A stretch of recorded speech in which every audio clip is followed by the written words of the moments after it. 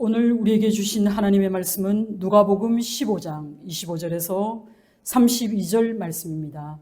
내 것이 다 내 것이 아니냐라는 제목으로 하나님 말씀 증거할 때에 은혜의 시간 되시기 바랍니다.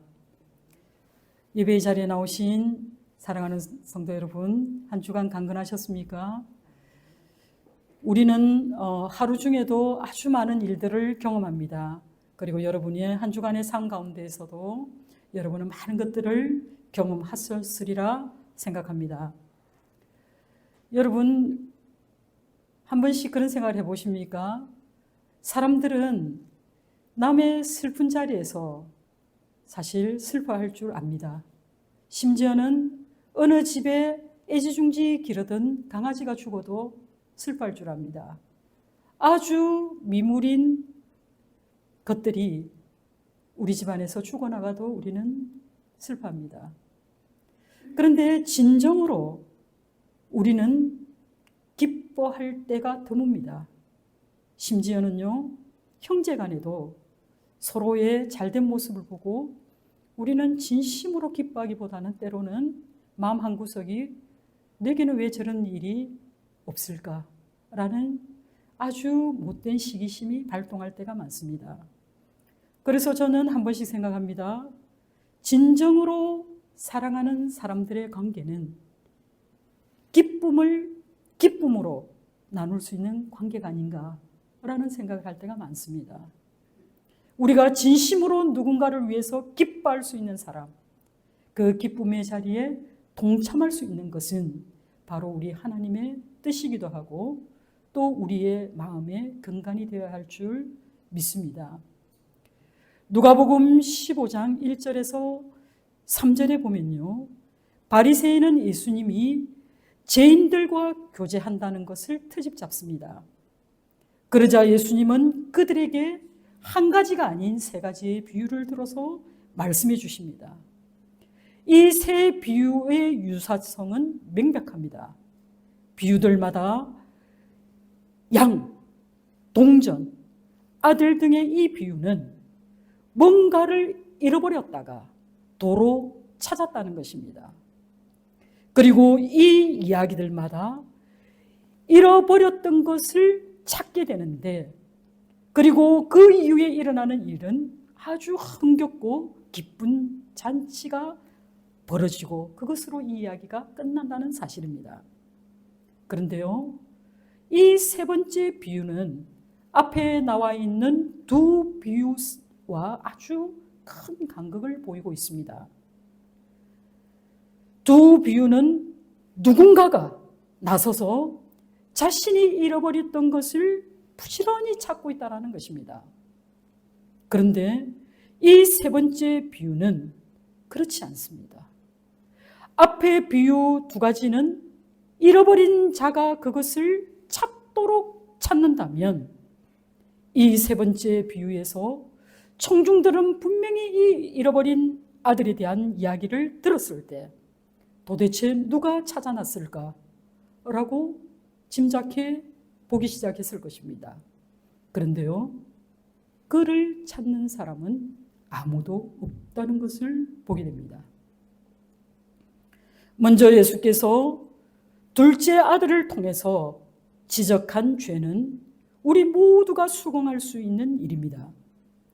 둘째 아들은 아버지와 집안을 욕되게 했을 뿐만 아니라 그의 삶의 태도가 허랑방탕했다는 것입니다.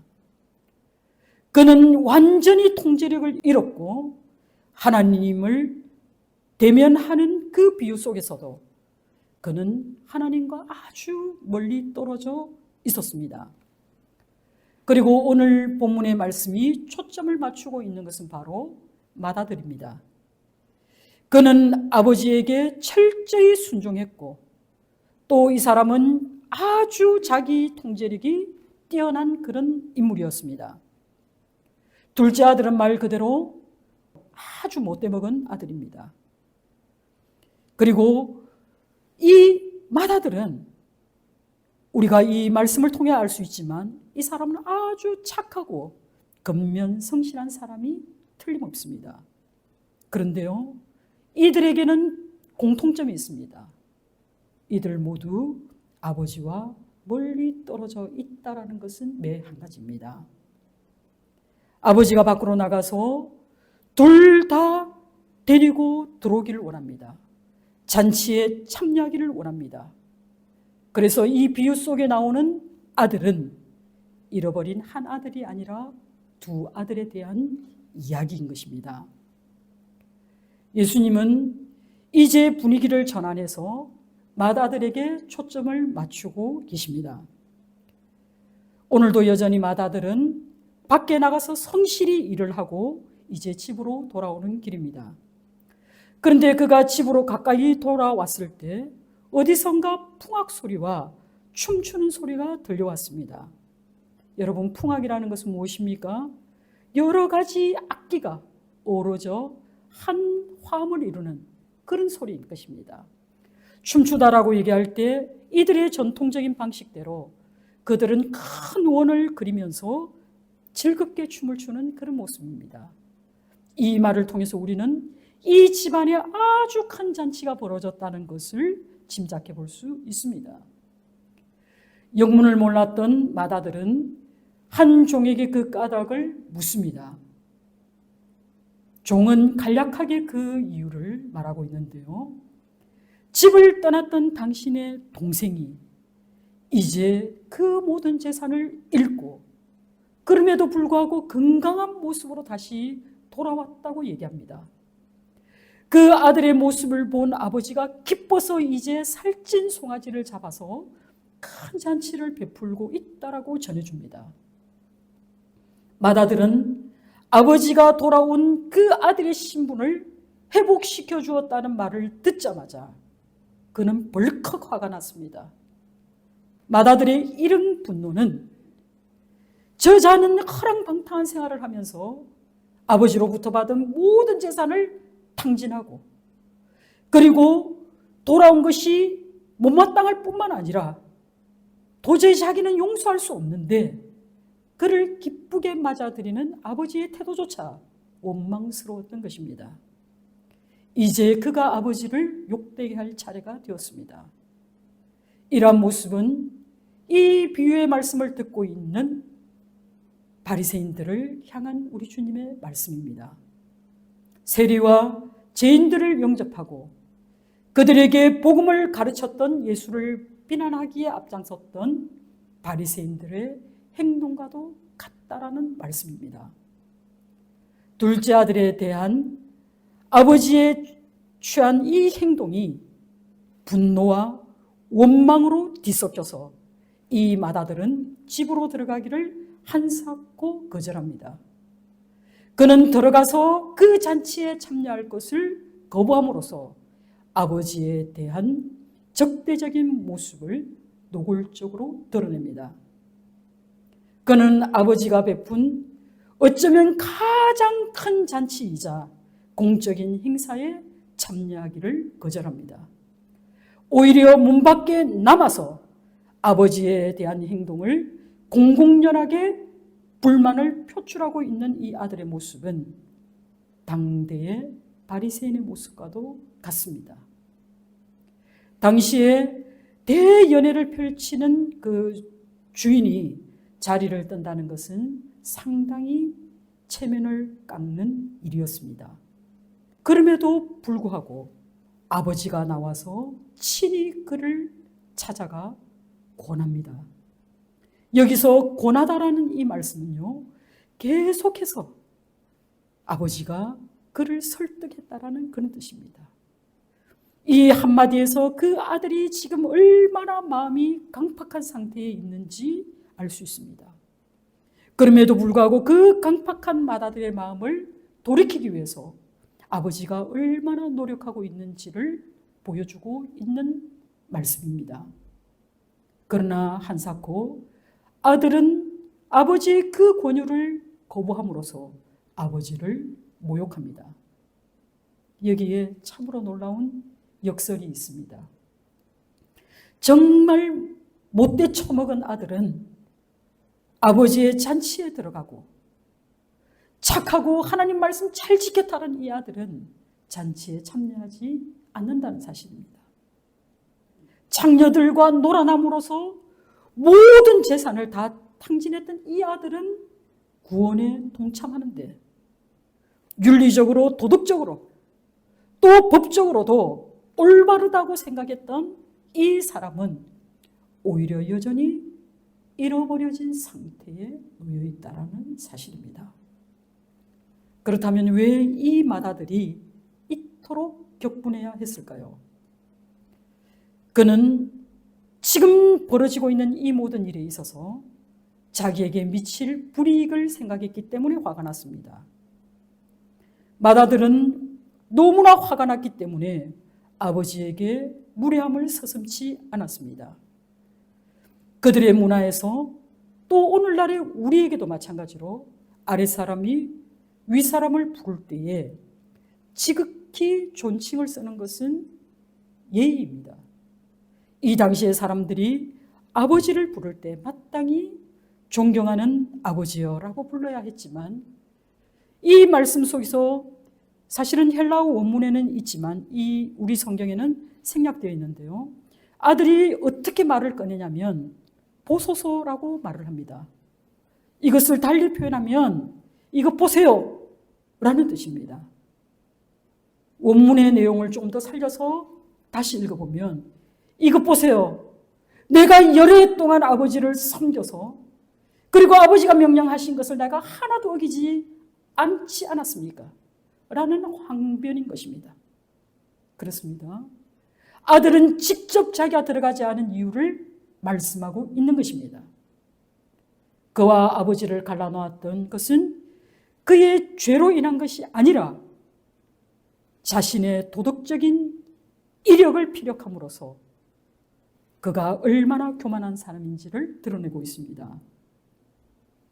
그를 아버지의 잔치에 동참하지 못하게 한 것은 그의 악한 마음이 아니라 그 자신의 스스로 의롭다 하는 그런 마음 때문이었습니다. 그는 이어서 말합니다. 나한테는 염소라도 주어 즐거워하는 일을 하지 못하게 하더니 이 아들에게는 감히 송아지를 내어주신단 말입니까? 라고 말하고 있습니다.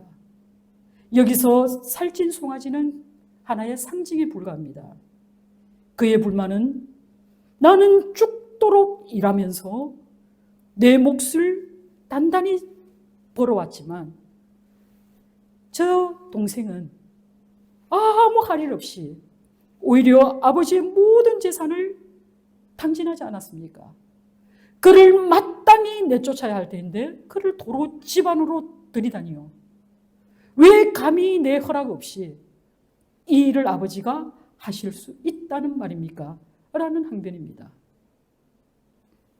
아버지가 다시 그를 상속자로 받아들이면서 이미 3분의 1이나 줄어버린 그 재산에 대한 권리를 다시 이 아들에게 주려는 마음입니까? 라는 항변인과 동시에 그렇다면 나는 도대체 아버지께 충성을 다하고 착하게 산 나는 도대체 뭡니까? 라는 항변입니다. 여기서 우리가 이 아들의 항변을 눈여겨봐야 합니다. 그는 자신이 얼마나 아버지께 헌신했는가를 내세워서 그는 아버지의 명을 어긴 적이 없다. 그리고 나는 무슨 일이든 순종했다. 그렇기 때문에 아버지는 내 권리를 인정했어야 했다. 라는 것입니다.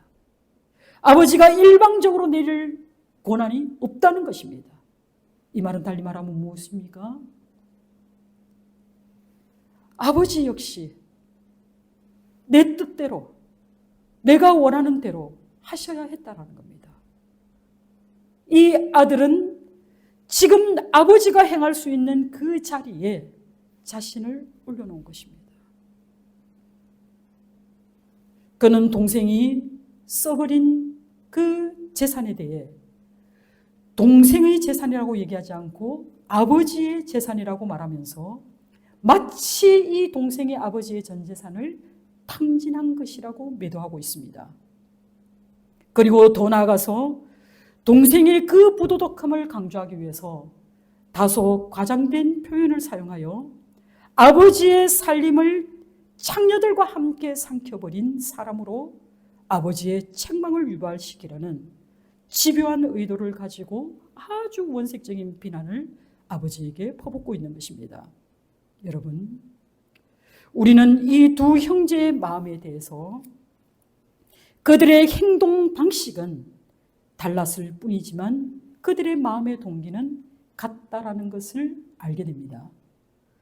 둘 다 자기 마음속에서 집착하고 있는 그 목적을 이루기 위해서 그들은 아버지를 수단으로 이용할 뿐입니다.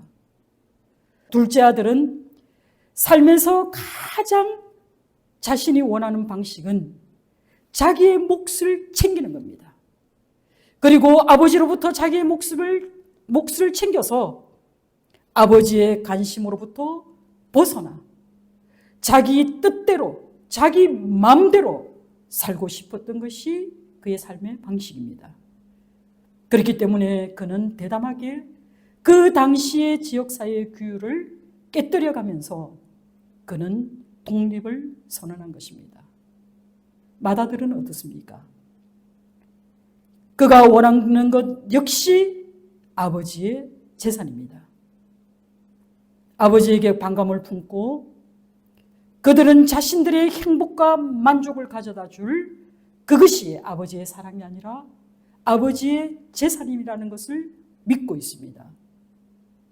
둘째 아들은 드러내놓고 자신의 주장을 관철하자 멀리 떠났다면 이 맏아들은 아버지 곁에 남아서 그의 말씀에 순종하고 그의 명령을 잘 준행합니다.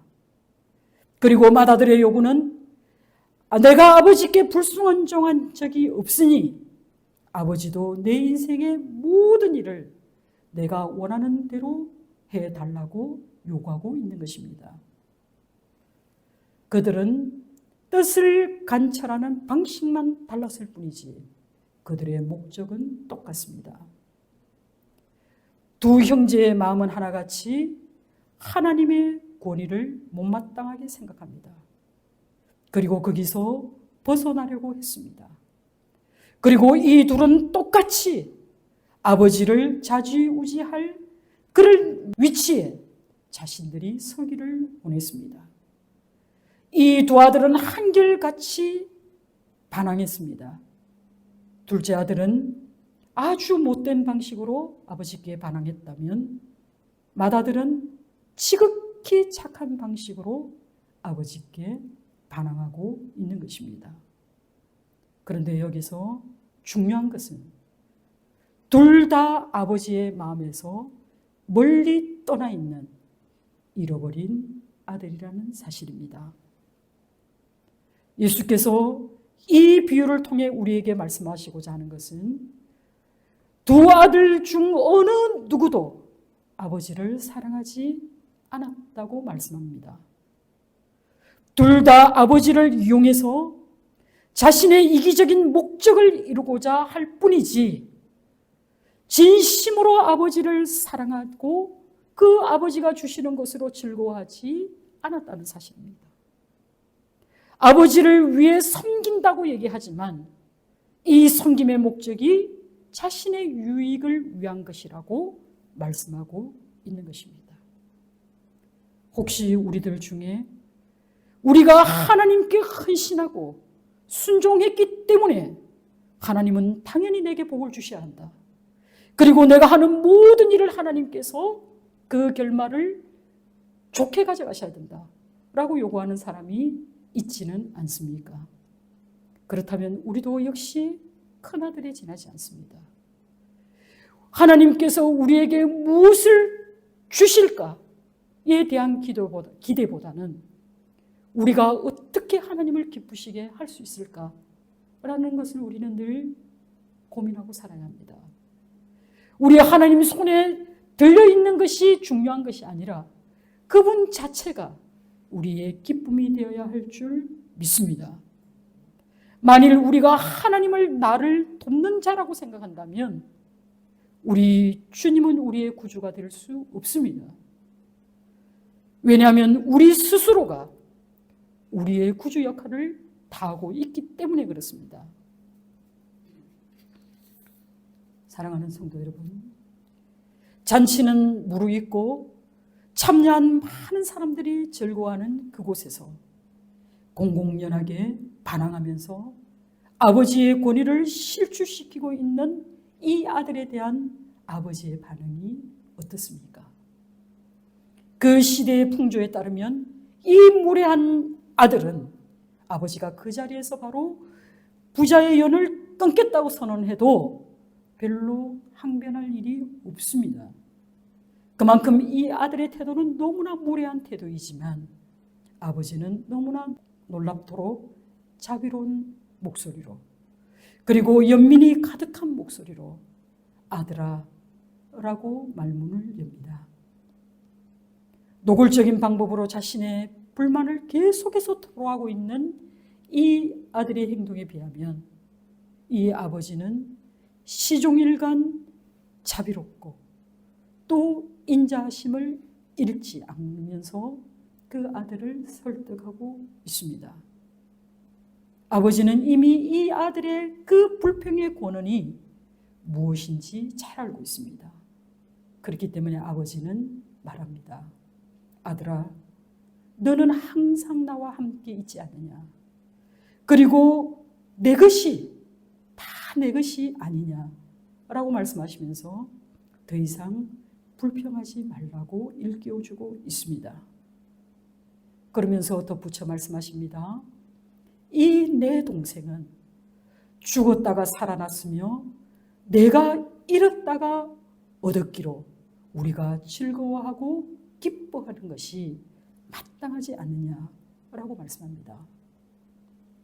30절에 이 형은 동생을 이 아들이다 라는 아주 경멸적인 말로 표현하였다면 아버지는 내 동생이라는 명칭을 통해서 이 아들의 모든 것을 회복시키시고, 그리고 이 맏아들과 같이 내가 이 아들을 축복할 고난이 있다라고 말씀해주고 있는 것입니다. 이 내 동생이 죽었다가 살아났으며 내가 잃었다가 얻었기로 우리가 즐거워하는 것이 너무나 당연한 일이다 라고 그 아들에게 말씀하고 있습니다. 이와 같이 예수님께서는 지금 이곳에서 예수님의 비유의 말씀을 듣고 있는 바리새인들에게 죄인들이 예수께로 가까이 나오는 것을 막아서는 너희들아, 그리고 죄인들을 영접한 예수를 비난할 것이 아니라 오히려 한 마음으로 환영해야 되지 않겠느냐라고 말씀하고 있는 것입니다. 그리고 우리가 하나님의 은혜를 입은 자로서, 하나님의 그 무한한 사랑을 받은 자로서 함께 기뻐하는 것이 마땅하지 않겠느냐라고 말씀하고 있는 것입니다. 이렇게 아버지는 맏아들에게 참으로 기뻐하며 그저 잔치에 들어올 기회를 주었으나 그는 노하며 끝내 거부합니다. 그렇습니다. 이 아들 역시 한 번도 아버지의 기쁨이 무엇인지를 생각해 보지 않았다는 것이 여실히 드러나는 장면입니다. 그의 삶의 목적이 아버지에게 있지 않았고 아버지의 재물에 있었다는 것이 분명해졌습니다. 그는 아버지가 동생의 신분을 회복시키자 자기의 몫으로 돌아와야 할 그것이 조금이라도 손해를 보지 않을까에 대한 그 염려 때문에 그가 여태껏 감춰왔던 그 본심을 여과 없이 드러낸 것입니다. 아버지께 반항하고 아버지께 상처를 입히고 자신의 순종과 명을 어기지 않았다라는 그 이유로 하나님 아버지의 그 마음을 통제하려 든 것이 바로 이 아들의 마음입니다. 그는 순종을 통해서 율법을 준수했다라는 그 사실을 통해서 그가 오히려 하나님을 이용하려 든 것입니다. 그러나 예수님은 이 비유의 말씀을 통해서 맏아들이 그런 감정에 빠지기 시작했을 때 이미 그에게 손을 내미시는 아버지의 모습을 우리에게 소개해주고 있습니다. 사랑하는 성도 여러분, 하나님이 먼저 우리를 찾아와 주시지 않으면 우리는 절대 하나님을 만날 수 없습니다. 세상 그 누구도, 세상 그 어떤 종교도 그들은 깨달음을 가르칩니다. 공부하고 명상하고 연구하고 그리고 끊임없는 수행을 통해서 비로소 깨달음을 얻는 그런 것을 우리에게 말씀하고 있다면 기독교는 반대입니다. 너희가 아무리 알려고 한다 할지라도 너희의 지식과 방식으로는 하나님을 알아낼 방법이 없다. 그렇기 때문에 하나님이 친히 우리를 찾아오신 것이 바로 우리가 믿는 기독교입니다. 우리 하나님이 우리를 찾아오시는 방법은 오늘 본문에서와 마찬가지로 그 둘째 아들이 다가오기를 기다리시는 것이 아니라 달려가서 그를 덥석 안는 그런 방식을 취하기도 하고, 또 이 큰아들처럼 계속 하나님으로부터 떠나려고 하는 그 아들을 끈질기게 설득하고 다독이는 그런 모습으로 다가오기도 한다는 사실입니다. 이 비유에서 하나님은 두 아들 모두에게 먼저 나아가서 사랑을 표현했다는 것을 주목하시기 바랍니다. 하나님 아버지의 이 주도적인 사랑은 그들을 안으로 들이기 위한 것입니다. 그래서 아버지는 먼 발치에서 다가오는 둘째 아들을 대문 앞에서 그저 기다리고 있었던 것이 아닙니다. 아버지가 적극적으로 달려가서 그를 덥석 안으시고 그에게 입을 맞추셨습니다. 그리고 그가 자백할 그런 겨를도 주지 않고 아버지는 모든 고난을 회복해 주셨습니다. 아들은 아버지의 이 아낌없는 사랑 때문에 회개하기가 훨씬 더 수월해졌습니다. 또한 아버지는 분노와 원망에 휩싸여서 차마 잔치자리에 참여하기를 거부하는 그 아들에게도 아버지는 친히 찾아가서 잔치에 참여하도록 권면하였습니다. 이처럼 가장 종교적이고 가장 도덕적인 사람도 하나님 앞에서는 잃어버린 아들의 상태로 놓여 있을 수 있다는 사실입니다. 그렇기 때문에 우리에게 더욱 절실한 것은 하나님의 주도적인 사랑입니다.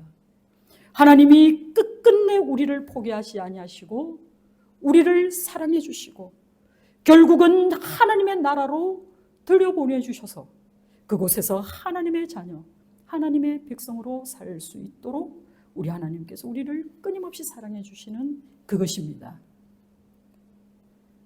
우리는 저번 시간과 이번 시간에 잃어버린 두 아들의 비유를 살펴보았습니다.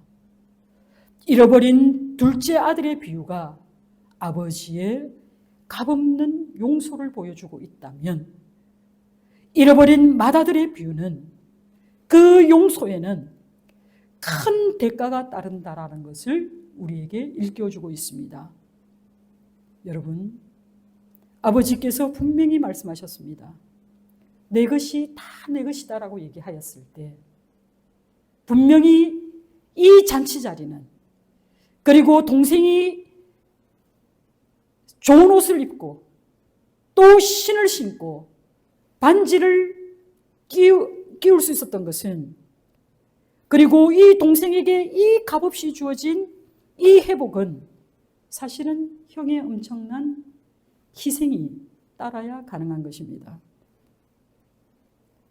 아버지가 둘째 아들을 그냥 용서할 수 있는 것은 아닙니다.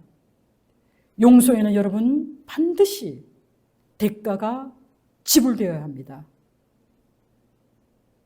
우리는 이미 이 비유에서 동생이 떠나기 전에 아버지에게 이미 재산을 분할받았다는 것을 알게 됩니다.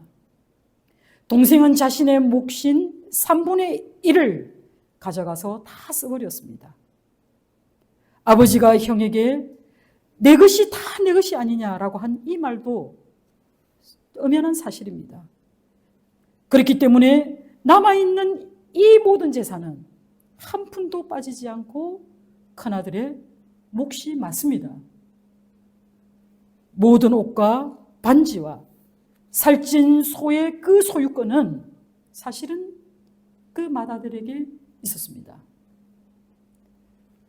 여러분, 이 비유 속에 진정한 형이라면 아버지의 마음을 살피는, 그리고 아버지의 뜻을 아는 형이었다면 그는 동생이 집을 나갔을 때 그 자신이 아버지의 마음을 알아서, 비록 동생이 어리석어 집을 나갔고 또 그가 허랑방탕한 생활로 세월을 낭비하였다 하더라도 그는 그 동생을 찾아왔어야 했습니다. 그리고 그가 무일푼으로 돌아와서 지금 품꾼으로 살고자 했을 때 그는 자기의 몫을 희생해서라도 동생을 집 안으로 데리고 들어와야 했습니다. 이처럼 용서라고 하는 것은 분명히 가해자가 있다는 것입니다. 그리고 오히려 피해자 쪽에서 피해를 받은 그 사람이 가해자에게 값없이 그리고 무조건적으로 베푸는 것이 바로 용서입니다. 그렇지만 우리가 분명히 알 것은 용서에는 값이 치루어져야 한다는 것입니다. 사랑하는 성도 여러분, 우리는 한결같은 죄인입니다. 이 중에 죄 없다 얘기할 사람은 아무도 없습니다. 그가 아무리 도덕적으로 훌륭하고 그의 인품이 세상에 존경받을 만할지라도 우리는 모두 죄인입니다. 우리 주님께서는 우리를 찾아오시는 방식이 하늘 보좌를 버리시고 이 낮고 추한 이 땅으로 오셨다는 사실입니다. 살찐 송아지 정도의 값을 치루어서 보상받을, 치유받을, 회복될 그런 죄가 아닙니다. 당신의 목숨을 치르는 그 엄청난 대가를 치르시고 또 그것으로 인해 우리를 하나님의 집으로 데려가시기 위해 우리 주님께서 이 땅에 오셨습니다. 우리는 한결같이 맏아들 같고 또 우리는 한결같이 둘째 아들 같이 모두 다 하나님께 반역을 저질렀던 자들입니다. 그러나 예수님의 그 십자가의 보혈이 아니었다면 우리는 하나님으로부터 용서받을 자는 아무도 없습니다. 하나님이 우리를 소외시키고 하나님이 우리를 배척하고 하나님이 우리를 거부한다고 해서 우리가 하나님께 이를 방법 또한 없습니다. 이 비유의 핵심이 바로 이것입니다. 용서는 언제나 대가가 따르는 것이다. 그리고 누군가는 이 대가를 지불해야 한다. 하나님께 범죄한 이 죄의 대가는 우리가 감당할 수 없습니다. 그렇기 때문에 우리에게는 우리 주님이 필요한 것입니다. 우리 주님이 오셔서 우리를 대신하여 십자가의 피를 흘려주셨기 때문에 우리는 하나님의 은혜의 보좌 앞으로 담대히 나아갈 수 있게 된 것입니다. 여러분, 지금 이 말씀을 전하는 이 상황을 한번 생각해 보십시오. 곧 있으면 이 바리새인들에 의해서, 곧 있으면 이 죄 많은 무리들에 의해서 우리 주님은 십자가를 지시게 될 것입니다. 그럼에도 불구하고 우리 주님은 용서를 말씀하시고 또 우리에게 사랑을 당부하고 있다는 사실입니다. 사랑하는 성도 여러분, 우리는 서로 사랑해야 합니다. 우리 주님이 우리를 사랑해 주셨던 것처럼 우리는 아무 대가를 바라지 않고 사랑해야 합니다. 이것이 바로 은혜입니다. 만약에 우리가 뭔가를 주었다라는 이유로 받기를 원한다면 그것은 은혜일 수도 없고 사랑일 수도 없고 순종일 수도 없습니다. 사랑하는 순전한 교회 모든 성도 여러분, 그리고 이 말씀을 접하시는 모든 분들은 하나님께서 우리를 얼마나 사랑하시는지를 알아야 합니다. 우리 하나님의 사랑은 우리가 먼저 하나님을 사랑한 것이 아니라 하나님이 먼저 우리를 사랑하셨다라고 고백한 요한의 고백과도 같습니다. 하나님은 지금도 그리고 이 세상 끝나는 날까지 노하기를 더디하시면서 주의 이름을 부르는 그 한 사람을 용서하시고 구원하시기 위해서 끊임없이 우리를 기다리고 계심을 기억하시기 바랍니다. 기도하겠습니다.